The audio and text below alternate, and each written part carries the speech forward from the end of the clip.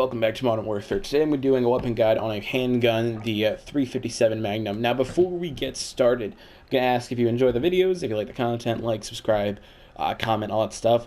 I don't want to like whore out for this kind of stuff, but to be brutally honest, it's really hard to grow on YouTube right now. And this content's actually gotten a surprising amount of traction. So if you like it, or just want to show some support to a young, well, I'm an old ass channel, I'm like 3 years old, but a channel that's finally starting to upload regularly, you know, give me a hand. So, with that out of the way, let's start talking about this beautiful little pistol that I fondly refer to as Little Stinker, or the gun that doesn't like not killing things. So, let's real quick deselect all these and preview this bad boy. No. There we go. So, 357 Magnum is a semi-automatic, high damage, high range, moderate recoil, low handling pistol. Main thing is its fire rate is extremely low. Solid gun stock, but attachments do turn this thing from a weak weapon to a monster. And we'll get into that right now. So, muzzles. The only thing I use is the muzzle brake because it has pretty comparable performance to this one, but it looks less ugly. That's literally it. I think this looks ugly as heck. I'll say as heck. It looks less bad with this one, but still just seems out of place. Barrels, they all have their uses, and it's really, really subjective. If you want mobility, I'd say this one's the best one, and if you want to snipe, this is the best one, but really, it's just down to interpretation. I think objectively, this is the best one, because the negatives aren't too bad, where the positives are really good, but, you know, whatever you want to use. I don't use lasers. I have one build with lasers on it, I think, but they look really ugly on this gun. I don't like them, so I don't use them. Optics. I don't like them because it feels wrong to use on this one, with the exception of this one if I was sniping with it, which I don't do because, honestly, it's a pistol. It's a pistol. You're not sniping with it, be honest. It's a cool in theory, but this isn't Black Ops 4. That gun isn't in this game. This is way worse. Trigger actions. This is a mandatory one. These two are terrible. This is mandatory. Fire rate is essential for this gun. It is impossible to use. This makes this gun unusable. This makes this gun very good. This is essential. Equip lightweight trigger, and it's the first one you unlock. Just equip it when you get it, never unequip it. Rear grips, down to purse, like whatever you want. I think the best ones are this one if you want to build a longer range class, and this one if you want to build a closer range class. That's kind of how it goes. And this one if you want to build a longer range class without losing your ADS time. So these three, I wouldn't use these two. Honestly, most classes I'd say throw this one on there and forget it. Perks, the only one worth talking about is sleight of hand, because reloading faster is really important for a gun with a 6-bullet magazine. FMJ is alright, but you're not going to be using this versus kill streaks and stuff as much. There's much better guns for that. More money, if you make a sniper class with this and really want to, like, quickscope fools, you can do that. I wouldn't suggest it, but you could do that. That's about it. Then we get to ammunition. This is the best singular attachment in the whole game. Best one. Overall. This is stupid good. And I'll show you in game. But this basically turns this thing from a good pistol to a great shotgun. And shotguns are already great. And this is a particularly great shotgun. This thing has a comparable damage output to the pump shotgun. Okay? Crazy damage output. And the main thing about this is it adheres to the same rules that other shotguns do, where if you ADS it makes it tighter. And it gets really, I'm talking like 725 level tight. Less damage, but that kind of accuracy. And yeah, it's really good. So, we have some classes here. We have a sniper one, which is built for, like, you know, overall usability with a sniper.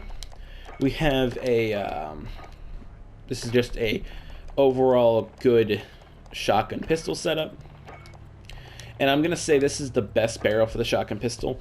If you want to be really aggressive, the snub nose is quite nice as well, but this is going to give you a much better one-shot range. So, this one's too slow. I'm not a fan of that one. What do we have here? Here we have like a standard, it's kind of a pistol, you know? It's a pistol. And you can use either barrel. In fact, I'm going to switch to this barrel because I feel like it. I'm not a fan of this, but it's a pistol. It's got decent recoil control because of this, and this. Decent fire rate, side picture, so it's alright. And then this is kind of like a Derringer. This is the only one I have a laser on because I want the mobility of that laser. The sprint to fire speed mainly.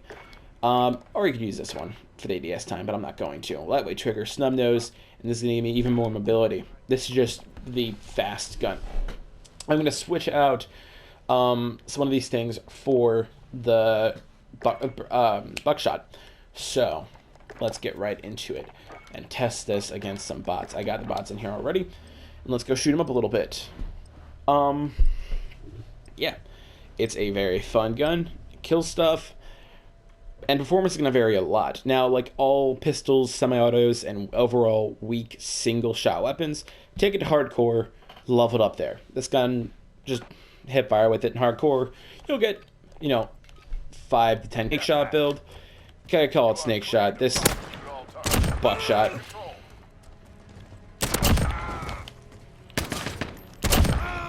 As you can see, it's up to about 10 meters. It can one-shot pretty reliably.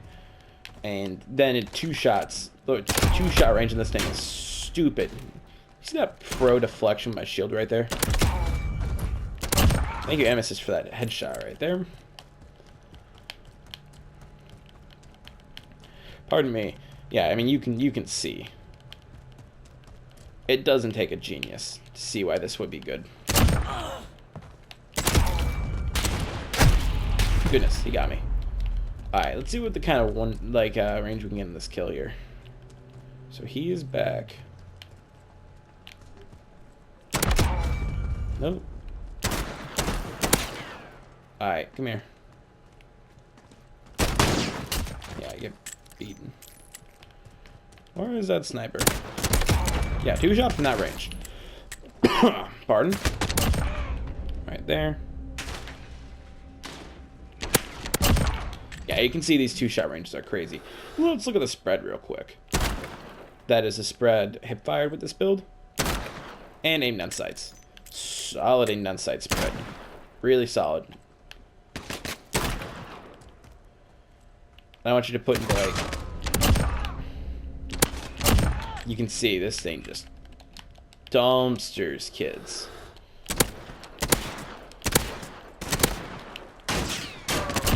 There we go. So yeah, let's break out the sniper one. Come here. Kill me, kill me, kill me. Oh my god. Dude, kill me. Kill me. Come on. Thank you. Jeez. I swear.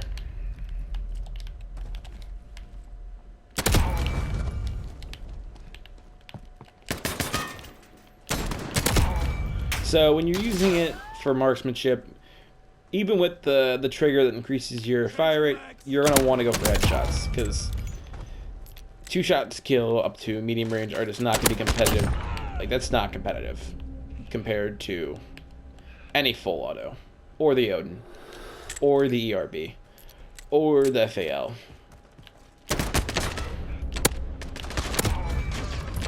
This gun's only, like, dominant. Oh goodness, that wasn't a 1-shot. There you go. When you're cleanly one-shotting people with this one. This is like how I'm finally naming this one a little stinker. Because that's kind of how it works. Just like fast reload, fast mobility, run around, headshot people. Same story here. You want to headshot people because your time to kill is going to be much more competitive when you're getting the one-shot headshots. But because of your mobility, you can kind of get the drop on fools. And you're not dead, if you know, like, English. Let me think of what I'm saying. Because of its mobility, you get shooting faster than anybody else. So, you're not as reliant on headshots, because you can kind of run up and be fired before they can react, which is huge. Also, hipfire is not bad for this. If you prone, can I prone, please? Thank you. You're looking at pretty solid hipfire.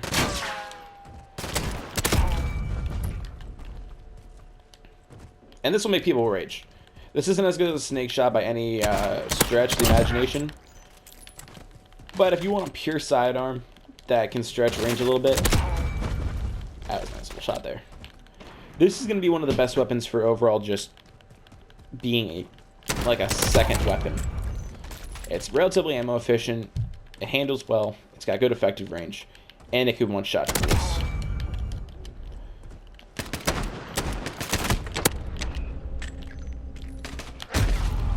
So yeah, let's break out the next one. That would be this one, which is the, like, just... It's a comparable build, but it's a little bit more, I don't know, meta. Trades mobility for a better sight picture and damage range, and recoil control. So this is going to be better up to medium range, because you're able to get more consistent 2-shots due to the recoil control. You can see you can hit those 2 shots at a higher fire rate, because you don't have to wait for the recoil to settle as much. The problem being, this isn't as cool. Putting a sight on your revolver is like, I don't know, it's like putting a thermal sight in an LMG. Like, yeah, it's good maybe, but you know, mama didn't raise a bitch. Like, give me the good old iron sights, a speed loader, and I'll still drop fools. It's almost like a pride thing. You want to drop fools with those iron sights. It feels right. Revolvers are all about, like, foregoing comfort to use something that's more reliable. And that's really what this gun's about, ironically. The best builds I've found for it are the ones that forego fancy things like sights and you know, snake shot, ADS time, and stuff like that. Make it handle well, give it some rudimentary increases, and then forgo the fancy stuff. Like, this build works, it's nice. It's definitely not bad. But I really don't know if it's worth losing the style points. And then let me make another one of these. We're gonna use a snub nose. We're gonna forgo that. Throw on the snake shot. We're gonna throw on this here. No laser sight. Lightweight trigger.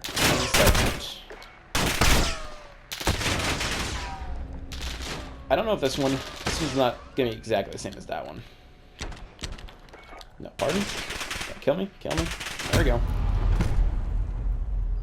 Yeah, so this is good. Why do I have a P90? This is gonna be quite a bit less effective range than the other ones, but this is my personal favorite. If I had to pick one, like, I could have one pistol in the game, it would be this one. Combination of just style points, usability,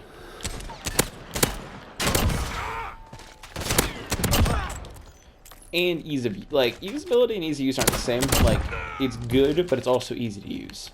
So I can dumpster fools using 7.25s up to closest, like, at closest ranges,